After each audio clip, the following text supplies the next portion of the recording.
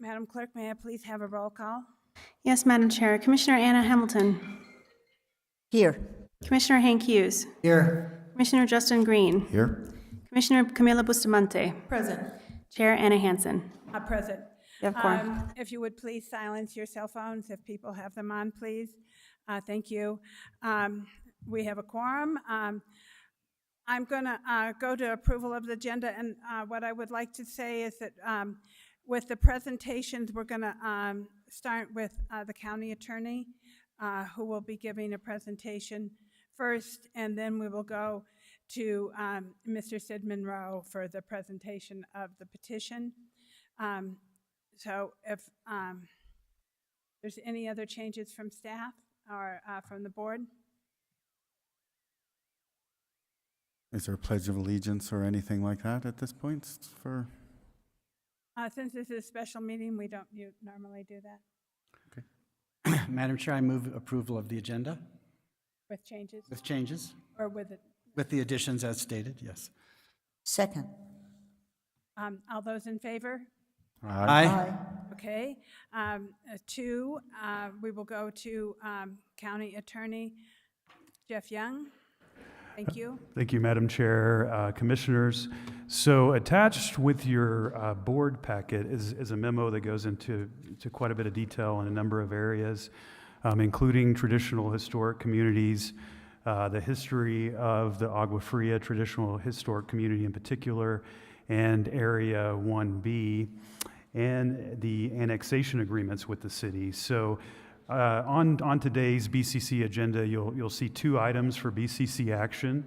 The first is for the BCC to consider formally accepting the petition for consideration and that it's facially valid. And to be clear, this item does not commit the BCC to action by accepting the petition. It's just more as a matter of form of the petition. The second item requests the BCC to consider publishing title and general summary for the proposed ordinance, which is Exhibit A, with a public hearing to consider adopting the ordinance on April 25th, 2023, which is a regularly scheduled BCC meeting. And at that time, we take public comment and then formally consider the ordinance for adoption. Just to remind the board, certainly members of the board that have been on the board for a while are familiar with the traditional historic community and the Area 1B issue. And really, areas joining Agua Fria has been contemplated for many years, and it has been done by amending the boundaries multiple times, since the inception in 1995.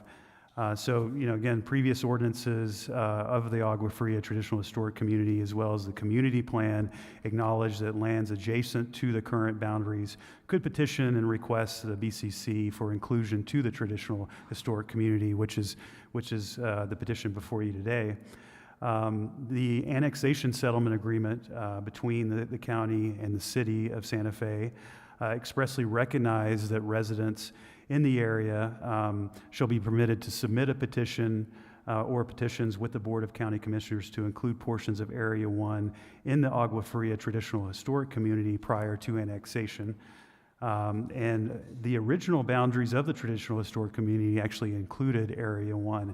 And just so you can orient yourself with what the area we're talking about, we have pulled up what is deemed as Exhibit A to the proposed ordinance, and this map will show you in the area that is white and brown lined, the area of Area 1B, also known as the remainder of Area 1. This is the area that is being requested to be included within the traditional historic community of Agua Fria.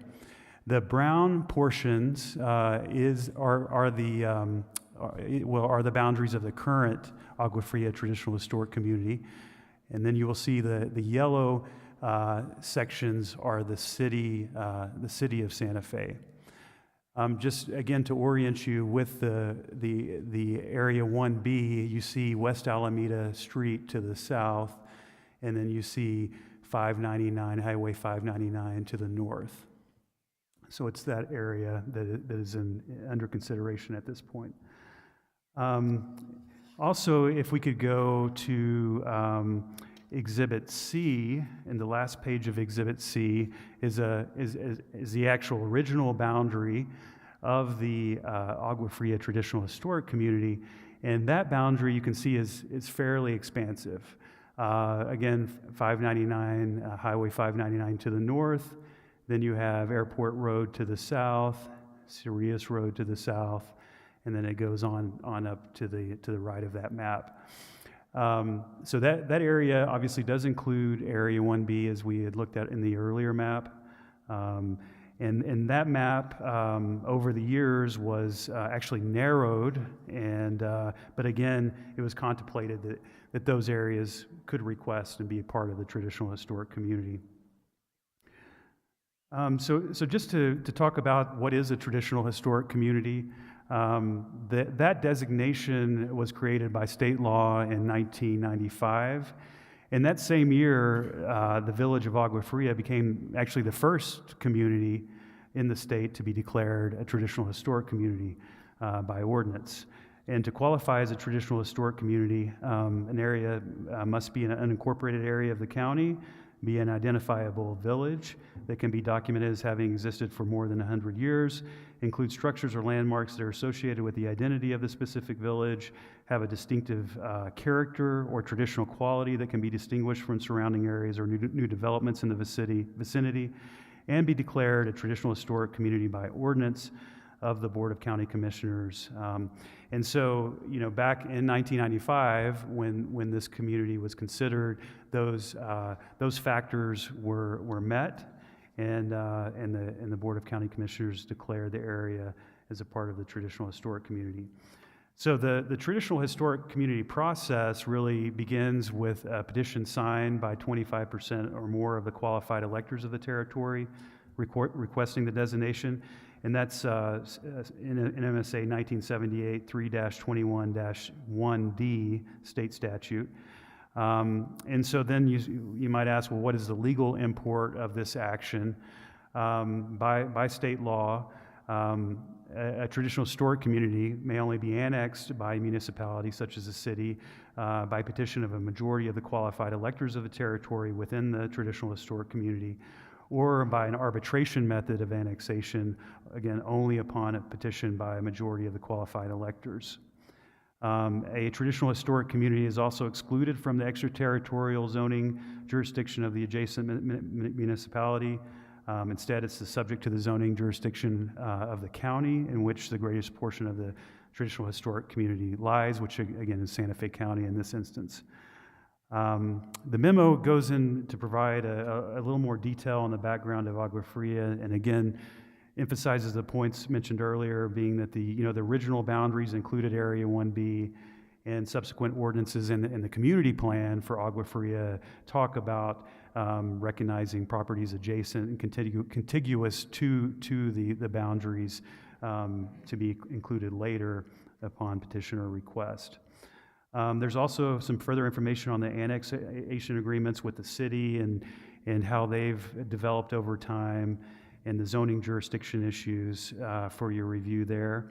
To be clear on the zoning, if the boundaries were extended, zoning would be completed at a later date, as it is time and resource intensive, involves legal noticing and community meetings and involvement there. The proposed ordinance does not address the zoning piece at this time. So again, in terms of recommendation, we will always have the petition from one of the residents. After that presentation, the BCC would be requested to consider whether to accept the petition for consideration, and then secondly, if the BCC wishes to consider amending the boundaries of the village of Agua Fria Traditional Historic Community to include Area 1B, then we would request to authorize staff to publish title and general summary of the proposed ordinance, and the public hearing, which would be held at the April 25th, 2023 meeting. Madam Chair, Commissioners, that's all I have. Unless there are any questions, go to the presenter. Are there any questions from the board before we go to the presentation? Okay? Yes. So, a couple questions about the signatures. Is there a reason that things are redacted from the addresses? Is that just for privacy purposes? It's for privacy? And did we know that the right numbers are there? We've gone over and done some certification of the numbers, and these people are electors and on the voting rolls or whatever is necessary for this? So myself and Sarah Smith, operations manager, went through the list that was provided to me in January by the county clerk, and we verified 46% of the signatures that are elected electors, and so we had 46% of the signatures. And the threshold is how many? Pardon? The threshold that we need to get to? 25? 25, okay. And then lastly, like, I've had to do signatures in the past, and in the past I've had to have a format. Was the format for these sheets compliant? Like, I've had to get signatures for candidates and things like that? Yes, we had to have a description of what was happening. We had to have a map, and I will let Sid, because he was in charge of that, go through it, but all of those things were presented to every single elector. There was a number of people in the audience who collected them, and I'm sure that they will all verify to the fact that they had a map and a description of exactly what they were asking people to sign. And that's the process that is, okay. Great. We'd love to hear from all of them. Thank you. Yeah, and I believe there's actually even more signatures that are going to be presented today, but we wanted to make sure we had the proper amount for them to even bring the petition forward, and now we have even more signatures. They have even more signatures. Great. Okay, thank you for that question. Next, we will go on to presentation A, presentation of petition requesting the Board of County Commissioners of Santa Fe County, New Mexico, to adopt an ordinance declaring Area 1B to be part of the traditional historic village. Sid Monroe.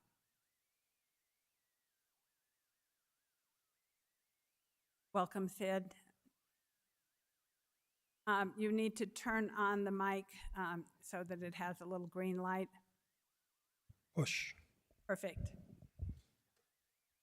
Thank you, Commissioner Hanson, and fellow county commissioners and county attorney. The county attorney actually did a very nice summary of many of the points of our petition, which, when we packaged it together with the history of the Agrafia Traditional Historic Community, their community plan and their history and notes, I think it was well over 100 pages total. So I'm just going to try and give a little bit of background of how we got to this point, and I'll try to keep it somewhat brief. As you know now, my name is Sid Monroe. I'm appearing before you today on behalf of many of your constituents, many of who have been able to get here today to join us. I believe there's many others that we're looking to join online.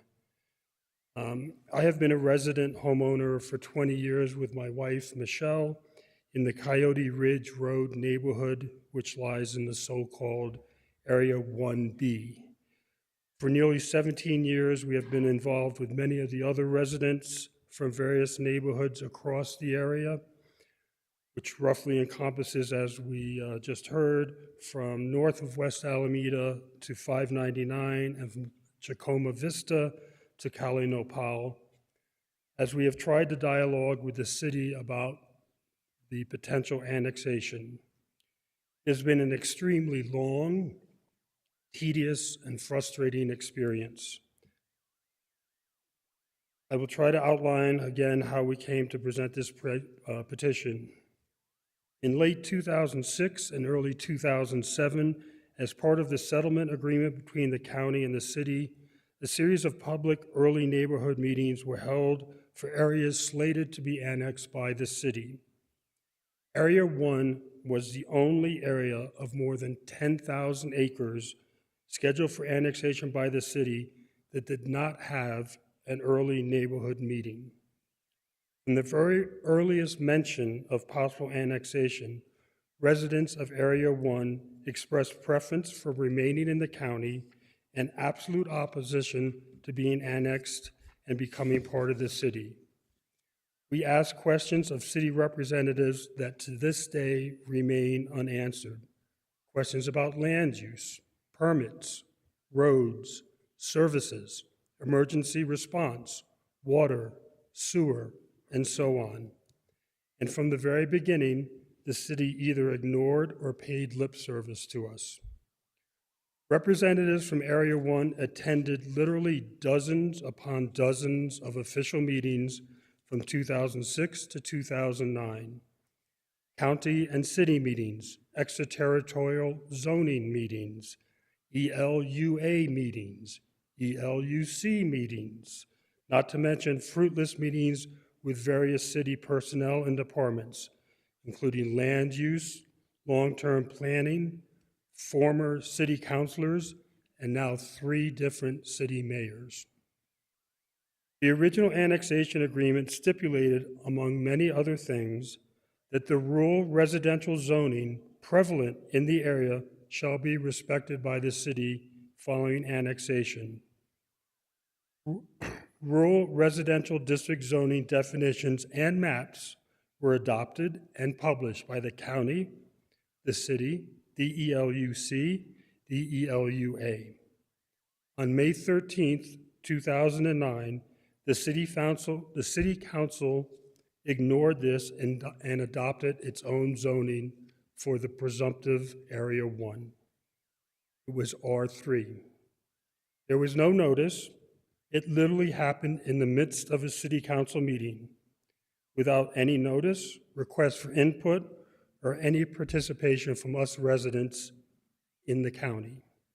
This was our introduction to being overseen by the city of Santa Fe. This was the start of our nightmare of effectively being governed by the city without any regard whatsoever.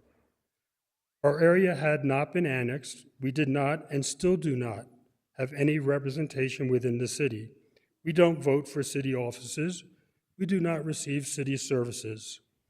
From the very beginning, city officials never could explain how the city would provide any services given their constraints back then, which have only worsened in the many years since. Under the annexation agreement, the city was given only administrative authority to process project applications for Area 1. In processing these applications, the city was required to apply county, not city, land use regulations. However, the city development desks have been requiring Area 1 residents to comply with the city's zoning, construction, and fee statutes. In 2011 and 2012, we began a process with city land use to develop a community plan for Area 1. All of the people in city land use we worked with are long gone from their positions. The plan never happened. Today, there is no institutional memory anywhere within city government of the annexation agreement or of our efforts to work within the city government personnel. The annexation was kicked down the road to 2012, 2013. Still no information about how the city could provide services. The city fire and police departments continue to be understaffed. The city has struggled to maintain its existing infrastructure, including streets, roads, parks, libraries, recycling, and on and on. The city fire station at South Meadows Avenue was canceled. There was also to be a police substation that has not materialized.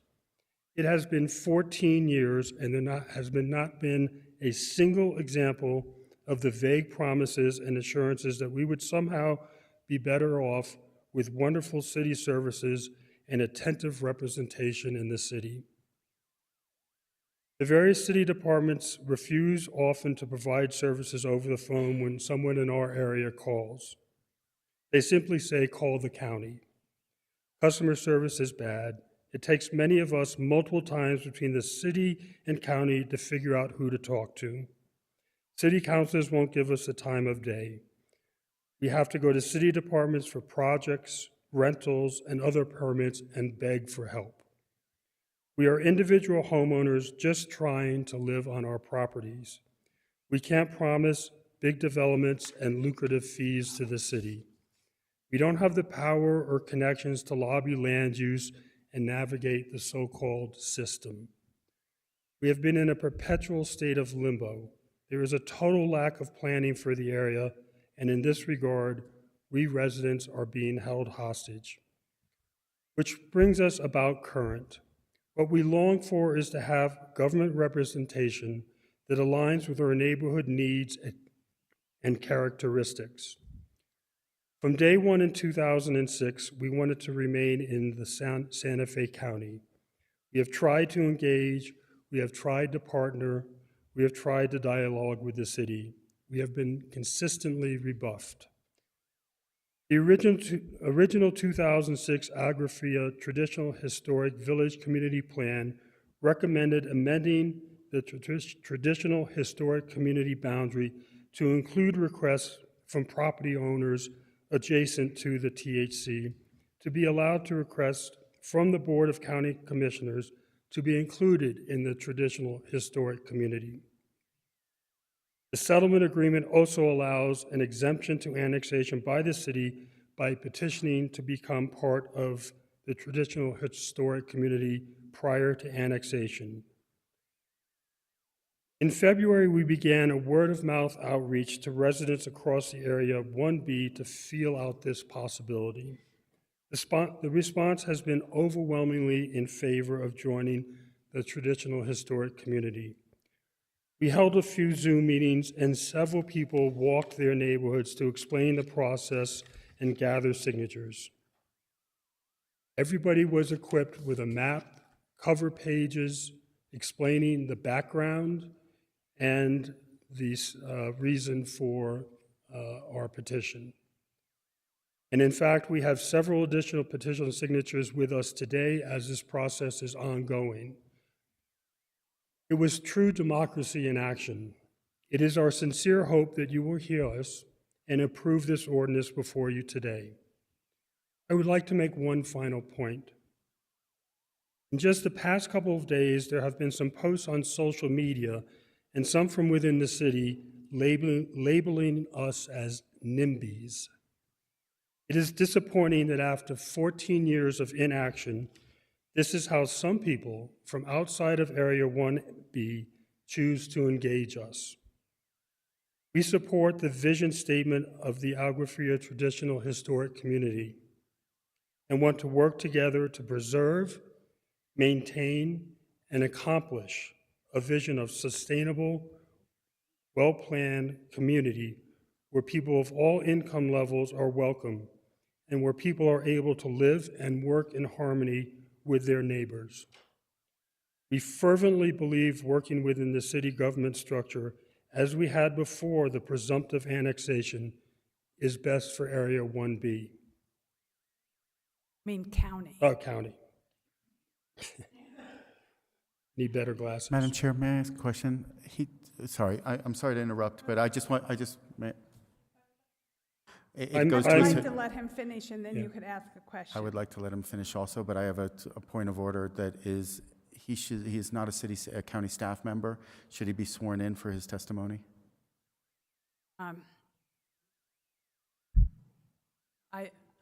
That's not something I can answer, Jeff. Yeah, let's go ahead and swear him in, just because of normally testimony before the board is sworn testimony. So if the clerk would do so, that would be great.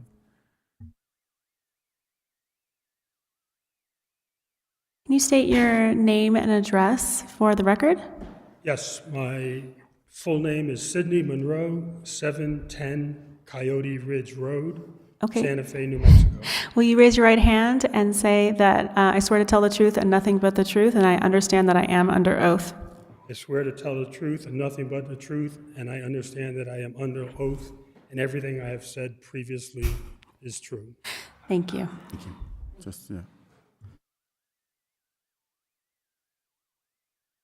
I would be happy to answer any questions the commissioners may have. Thank you very much for your time.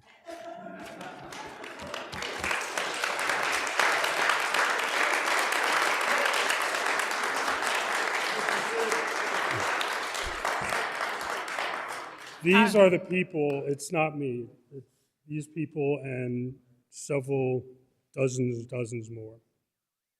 So I'm going to go to questions from the board. Commissioner Hamilton. It's astounding to have been in this for such a long time. This, in terms of process, this means... Really? I'm so sorry.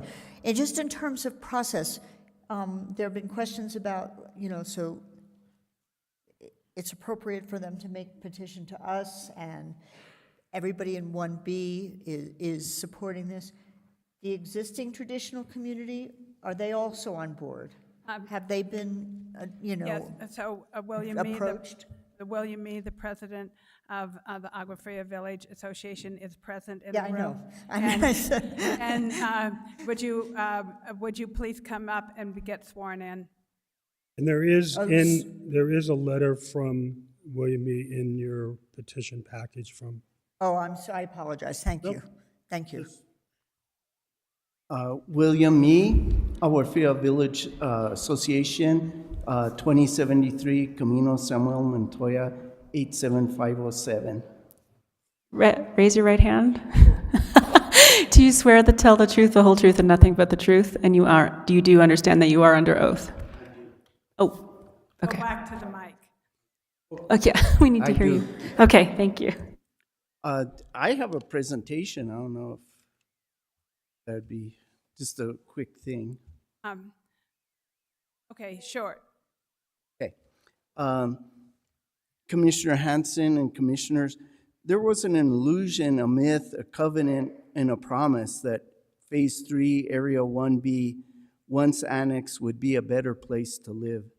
That being able to avail city services would improve these citizens' and taxpayers' quality of life. That being part of a caring and benevolent municipality would make the residents better off and more able to pursue their dreams. Instead, the promises, the very contract that binds the government to the governed, that covenant to the we, the people, was broken, disregarded, and discarded.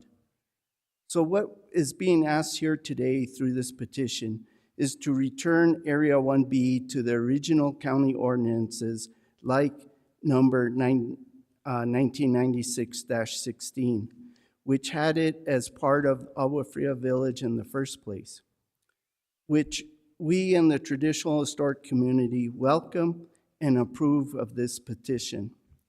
The connection to Agua Fria Village is a historical fact dating back to 1603 when Francisco de Madrid settled here. And even before that, when the Native Americans of Pueblo Quemado and Pueblo Arroyo Negro used Area 1B as their homes. Pueblo Arroyo Negro, the very obscure laboratory of anthropology site, just above the collapse of the roadway on West Alameda. I said maybe this was a divine intervention.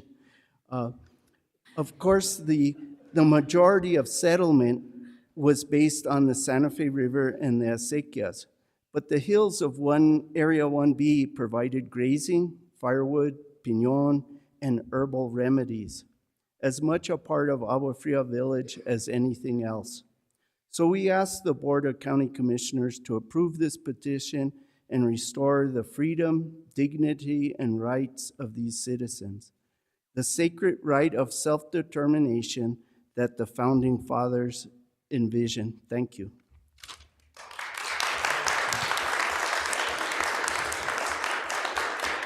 Thank you. In general, we don't allow clapping and demonstration of approval in the chambers, but so I've allowed it, so please be respectful of that tradition. But I want to go to, did that answer your question, Commissioner Hamilton?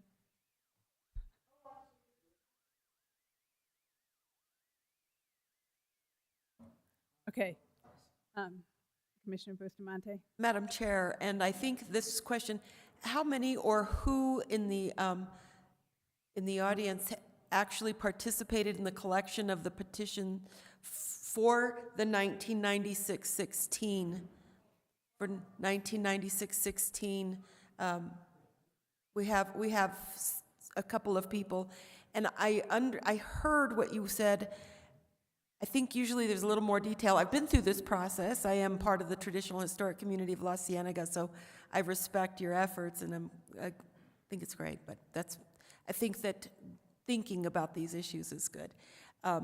My question is, why was this particular section, was there an explicit reason stated at that time that clearly it was agreed upon as to why 1B would not be included in the original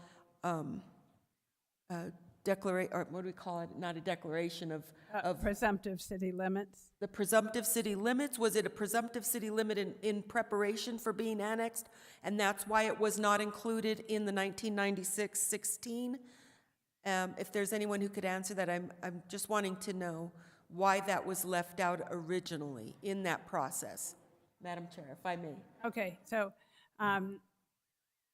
I see there's a couple other hands back. Commissioner Bustamante, it was actually and the county attorney had that map, the black one, and you could see that 1B was in there, went all the way to Cayo Nopal.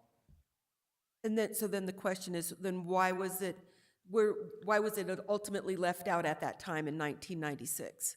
Or after, there was another, let's see, There's a couple of people behind Yeah. you who come up, please, but you need to be sworn in. The gentleman with the ball cap.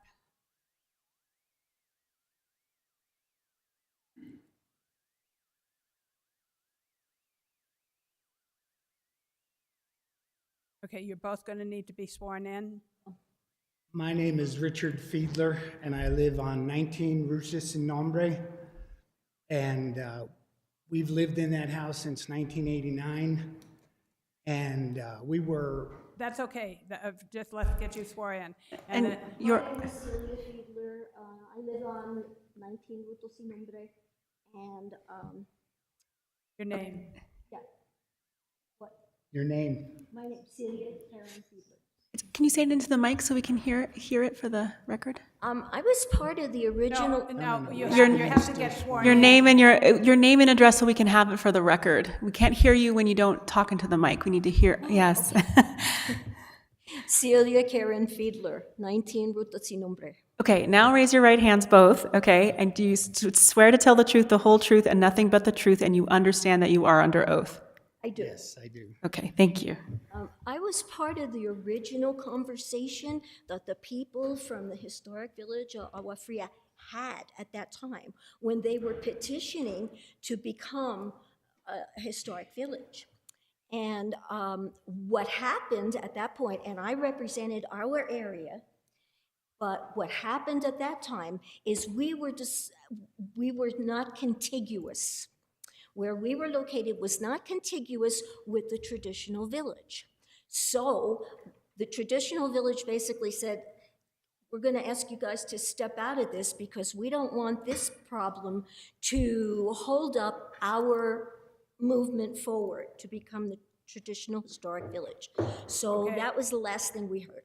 Okay, and if I may add to that, we were working with Virginia V. Hill at the time when she was county commissioner for our area, and she was the one that brought to us that at this point in time, because we were not contiguous, we couldn't do it.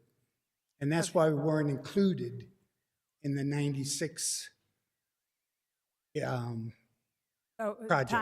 times have changed, so to speak. So thank you. Does So that, I hope that answers your question. It's not that we didn't want to, it's because we weren't allowed to. Apparently, we're contiguous now. Something changed in the interim, yeah. Thank you. Commissioner Hughes?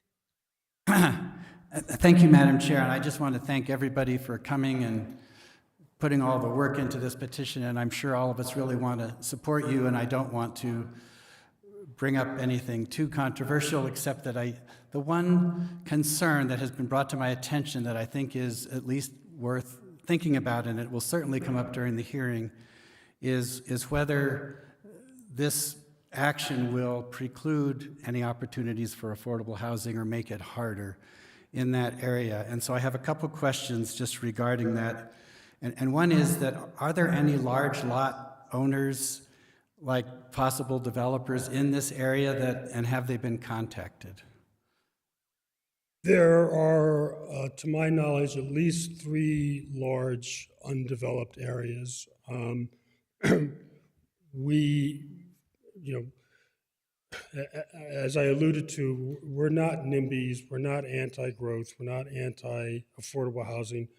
We're all for that. We have had an issue with how the city has enforced zoning on undeveloped areas without any public comment or participation. Early in, I believe it was 2010 or so, we actually we hired an attorney and brought forth an effort to roll back the R3 zoning that had been put in place, and succeeded in getting that back to R1.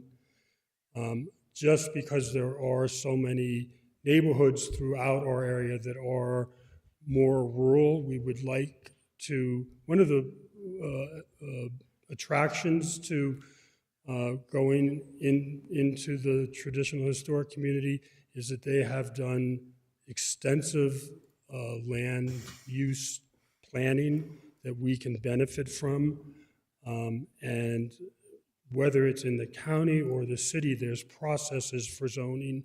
It's my understanding that if this is approved, we then go into a zoning conversation for those undeveloped lands.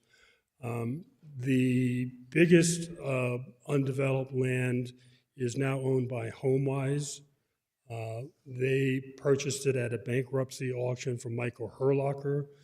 Michael Herlocker developed some of the neighborhoods that are adjacent to us.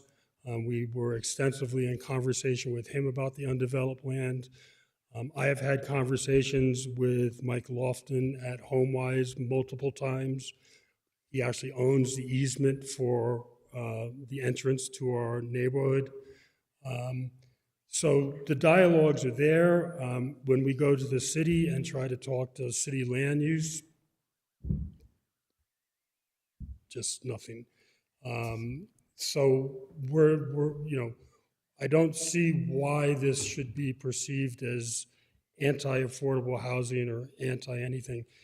That's all to be, when there's a project and when there's something to come forward, the neighborhood, Area 1, or the affected neighborhoods, I'm sure will participate, but we're not trying to circumvent or take anything away.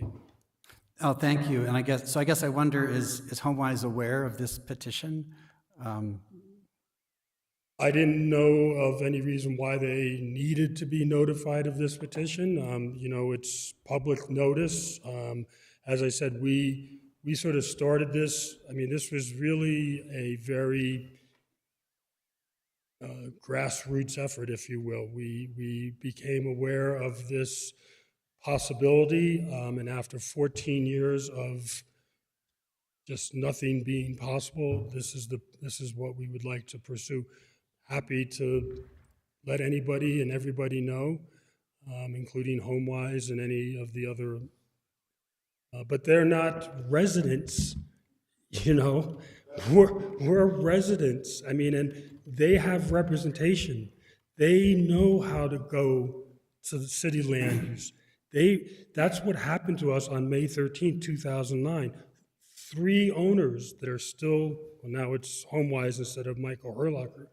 They went to city land use, lobbied the city council, and got zoning changes without notification to the residents. And that is not right. That's, that's just not representation.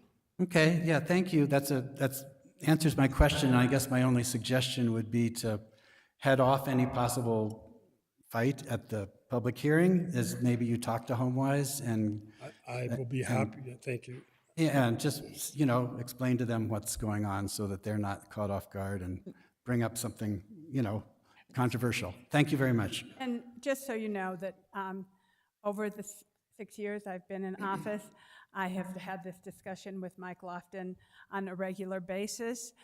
One of the other people who own land there is George R.R. Martin, who owns another large tract of land, and he does know about the petition. David Reiser has shared that with him, and he is in full support, even though he is also not an elector in the area, but he owns a large tract. And I'm trying to remember who owns the other tract. I'm sorry. Pardon? State. Oh yeah, there's a state piece of land also there. So I'll go back to Commissioner Bustamante. Madam Chair, Commissioner Hughes, in our experience with the La Cienega process, there was a large landowner that was proximate to the airport that requested to be left out of the traditional historic area. At the time, it was in the public hearing, and at that time, they were simply at the request of that landowner. Size does not dictate the value of a signature on the sheet. So it was the percentage of signatures was necessary. They were all there, and then the largest landowner wanted a commercial project next to the airport, and it was simply just cut out. So at that time, if it's deemed necessary, that would be something for consideration if anyone came up and said, I've got this big lot and I don't want to be part of this, if that was the case. That's what happened in our situation. Thank you. I'll go ahead, Commissioner Green. Thank you, Madam Chair. So I'm looking at the last page of the packet here, and it has the area in here. So 2 questions. First off, is that the map that was presented to people? And then the second question is, can you identify the 3 lots that we're talking about? And would they, where do they receive access from? You mentioned that there was an easement for them. Where do they get access from? And I guess if they touch 599, that they do have some continuity with the city, and so they might be able to be carved out of this conversation and not be an island. So, if that's That the map, that's the map, yes. So the HomeWise lot is directly behind, trying to see how to, if it's this lot right behind the end of the Coyote Ridge neighborhood that extends all the way to 599. Okay, so it's the one to the east. There's 3 large lots. One is north, one is south, one is east, maybe?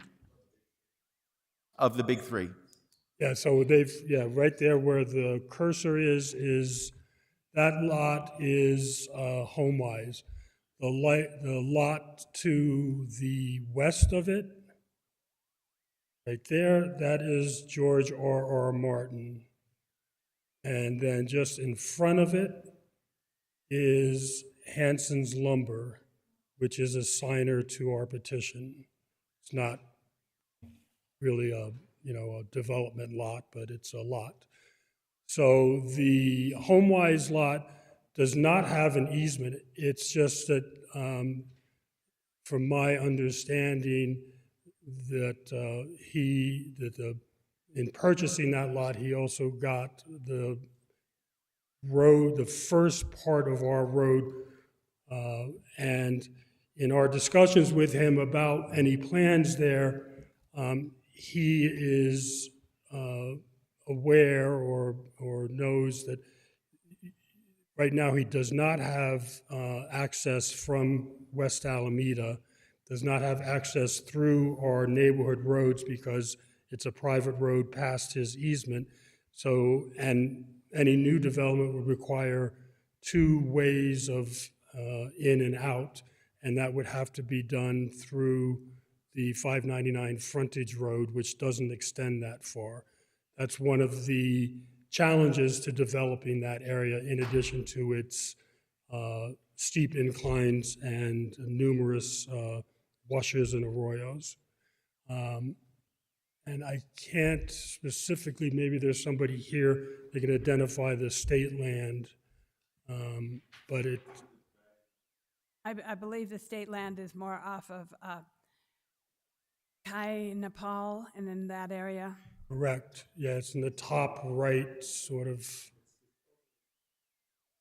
I think, there, those two strips.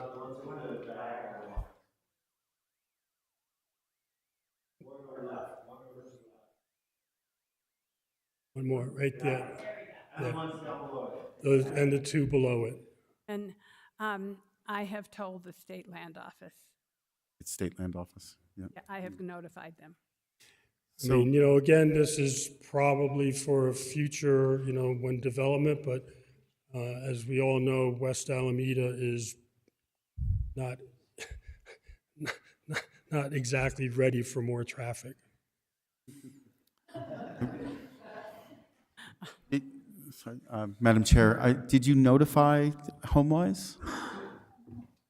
Did I? There was no reason to notify them. They're not electors. But I have had this discussion with Mike Lofton for years. And his feeling about this?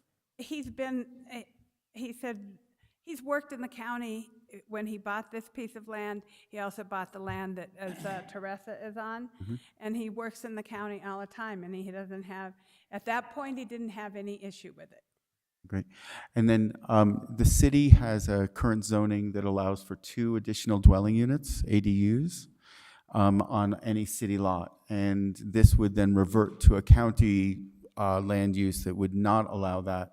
That's an area of concern of mine, because I think the ADU is actually our most traditional, to use a word that you guys love over in Agua Fria, which I love too, don't get me wrong. I served on the West River corridor and feel that the city hasn't fulfilled its promise on the West River. So I'm here to support. I'm also here to keep property rights for folks that are in the neighborhood, and I'm also interested in the due process here. And so my concern initially about the signatures and making sure that everything was done properly is based on that due process. You all here that support this would never want this to happen to you if due process was not given you. And so that's the first thing.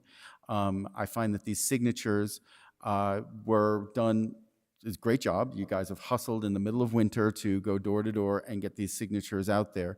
But if there's a compliance issue with this, or by form, or some issue that came to this, the good news is it's spring. It may be a little windy out there, but I don't want to make you go out there and do it again. But I do recommend that you make sure that these signatures are compliant, right? And that nobody wants this to happen to themselves. And I respect this conversation there. So,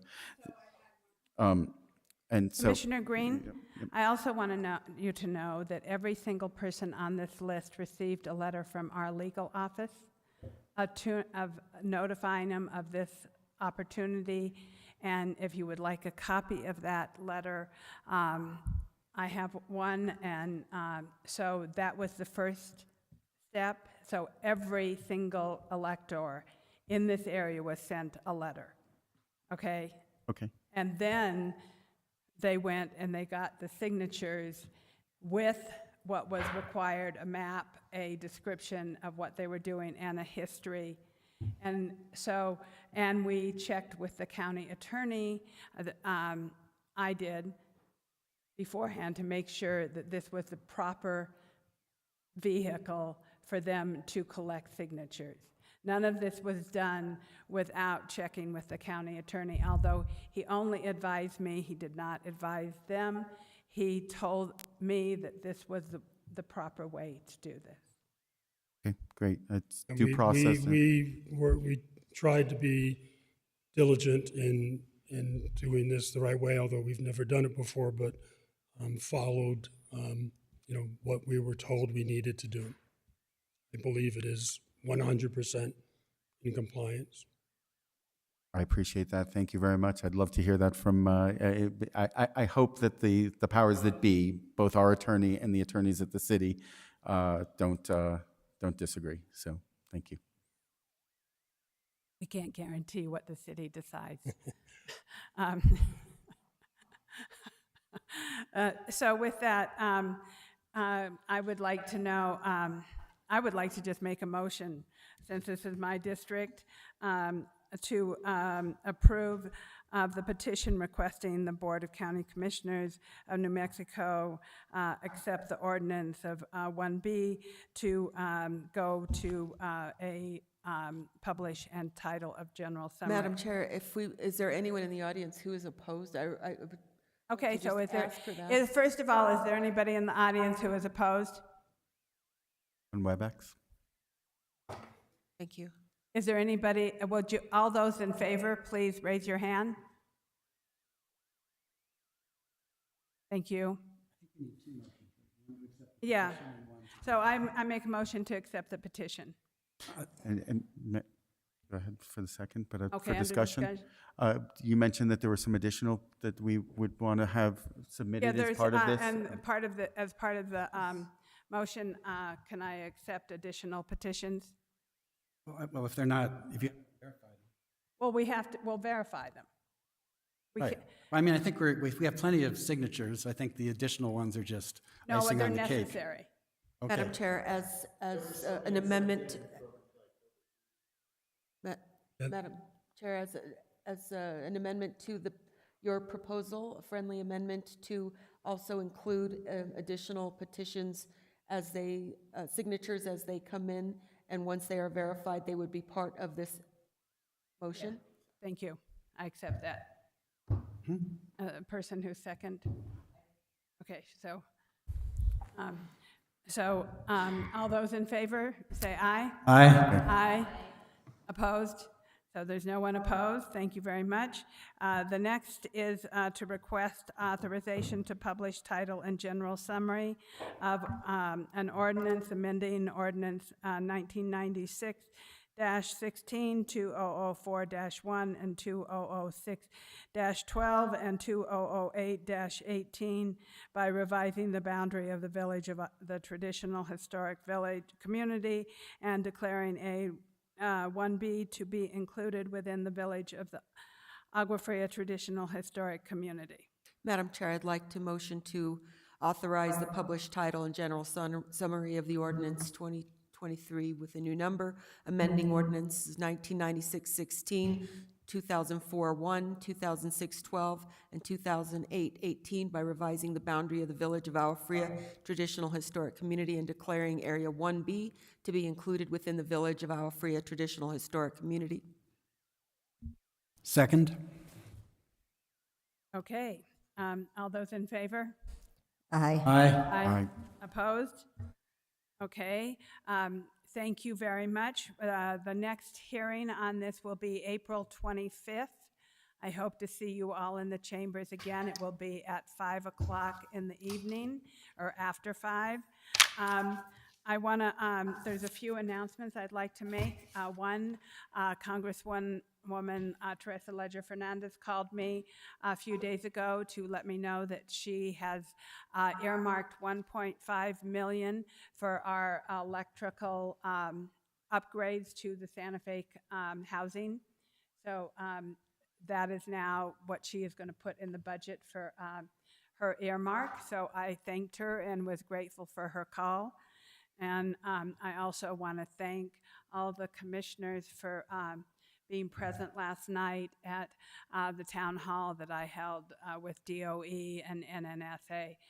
It was great to have that kind of unity and show our constituents the kind of unity that is represented here on this board. And so with that, are there any— Madam Chair, if I may make a statement about great job that you did with the meeting last night. I'm serious, I've been to for decades meetings with the Department of Energy, and it was exceptional. And I apologize for having been late, but it was very well done. People felt heard, and I believe that the DOE was listening, and your facilitation was brilliant. Thank you. Thank you very, very much. Thank you for those kind words. I appreciate it. Commissioner Green. I'd like to thank everybody for being here today, and I'd like to thank the chair for discussing this and bringing this forward. You did do a great job yesterday as well with the DOE discussion. And lastly, I want to send my love out to my wife, because even I'm here with you today, but today is my 20th anniversary. So anyway, thanks. So I love you, baby. Thank you. Happy anniversary, Commissioner Green. We are honored that you would take a few hours away to be with us, so thank you. And Commissioner Hughes? No, okay. So with that, can I have a motion to adjourn? Motion to adjourn. Second? Second. All those in favor say aye. Aye. Aye, thank you.